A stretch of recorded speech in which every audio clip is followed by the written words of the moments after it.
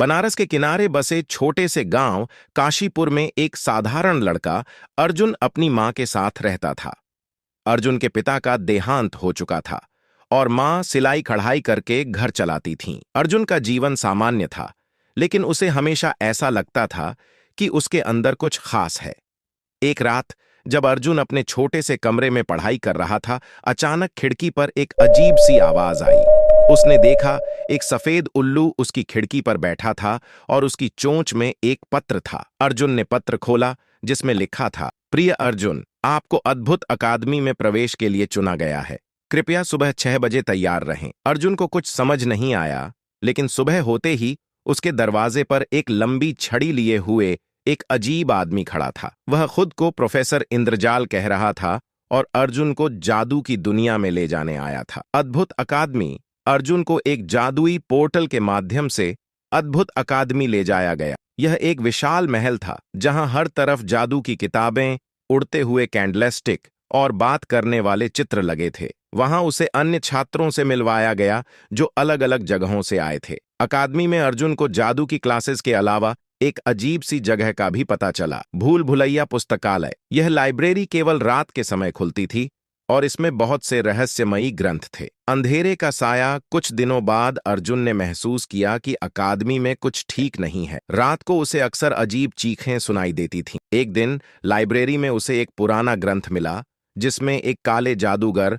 कालसुर का जिक्र था। कहा जाता था कि वह अमर बनने के लिए अपनी आत्मा को 7 हिस्सों में बांट चुका है, जिन्हें शापित रत्न कहा जाता है। अर्जुन को पता चला कि कालसुर ने इन रत्नों को अद्भुत अकादमी के आसपास छिपा रखा है। अब अर्जुन और उसके दोस्तों, राधा, एक तेज दिमाग वाली लड़की, और वीर, एक साहसी लड़के, को इन रत्नों को ढूंढकर नष्ट करना था। जादू और संघर्ष रत्नों की तलाश में उन्हें खतरनाक चुनौतियों का सामना करना पड़ा।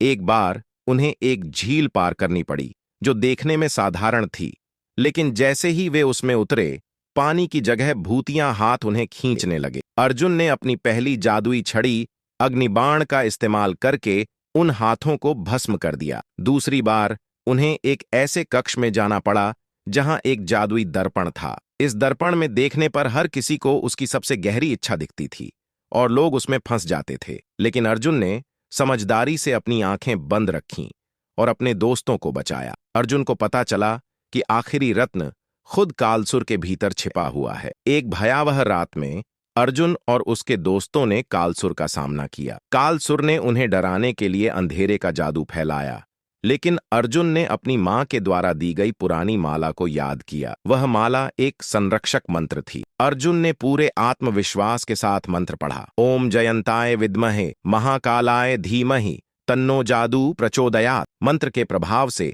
कालसुर की शक्ति कमजोर पड़ गई और अर्जुन ने उसकी आत्मा के अंतिम रत्न को नष्ट कर दिया। नई शुरुआत। अर्जुन और उसके दोस्तों की बहादुरी से अद्भुत अकादमी सुरक्षित हो गई। अर्जुन अब न केवल एक साधारण लड़का था, बल्कि जादू की दुनिया का नायक बन चुका था।